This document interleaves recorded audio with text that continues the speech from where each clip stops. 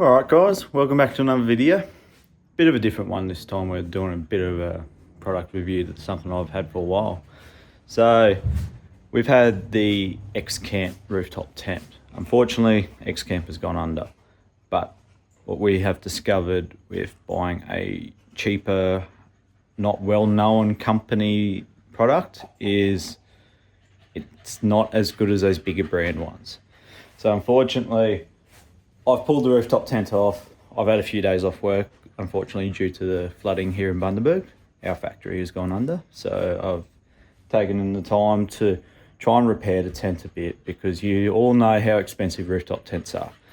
So first discovered it when we went to Fraser 2 years ago after being in all the rain that we got the first few days.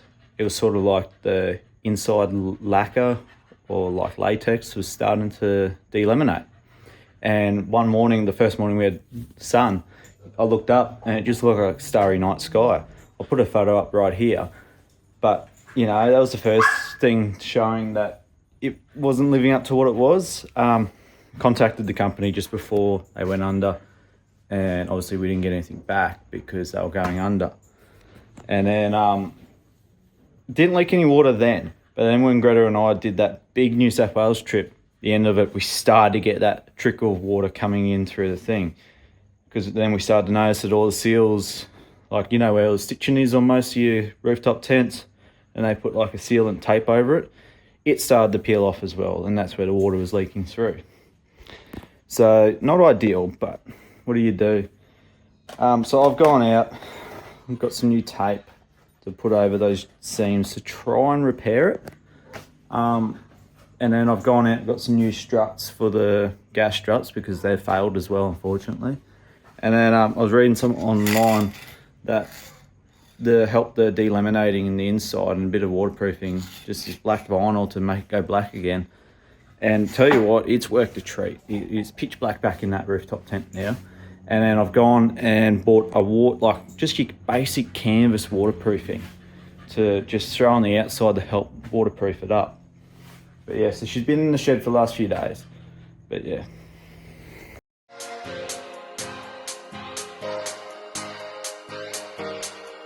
You were right. I know I can't get enough of you. Leave it all to bloom. You were right.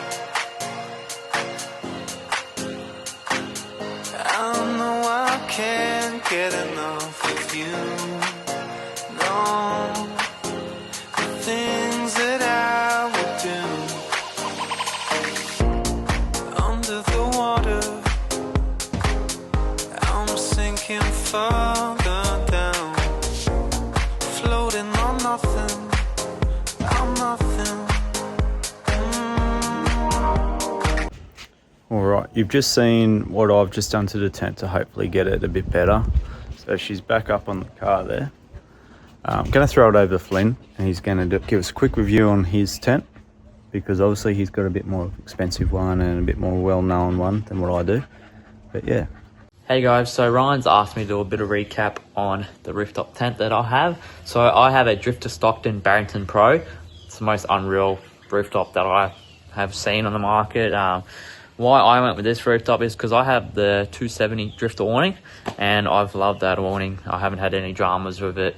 So I went with their 270 and I got it for a pretty good deal when they shut down the Brisbane store. But it's also, I just wanted to go with an Aussie made company that I know, like none of that China stuff. This is all made in Australia. And that's why, and their customer service is great. Like if I had a few issues with the awning when I first got it delivered from the post guys, the box was ripped open and awning brackets were gone. They sent me out some ones straight away pretty much and they got it all sorted and they're really sorry about it. Like stuff happens, but like, yeah, you can't help that, but they were real great. So that's why I kind of chose Drifter anyway, because they're really great with their customer service. So that's why I went with my Barrington Pro on the GQ. So yeah, Greta and I have had the X-Camp rooftop tent for nearly 3 years now. Don't get me wrong, it was great.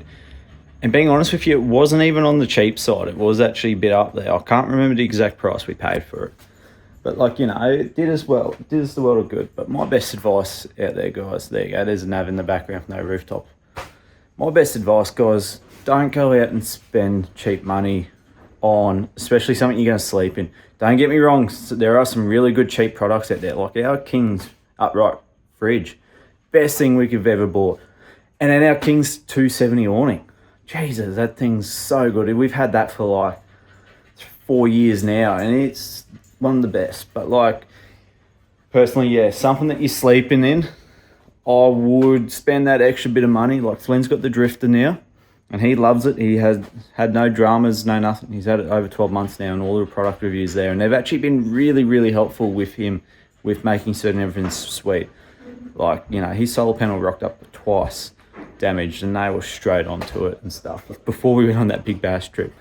And he hasn't had to upgrade his mattress in it like I've had to. The mattress is there for topper on top. But like, you know, guys, it's really, do your research is the best thing I can say.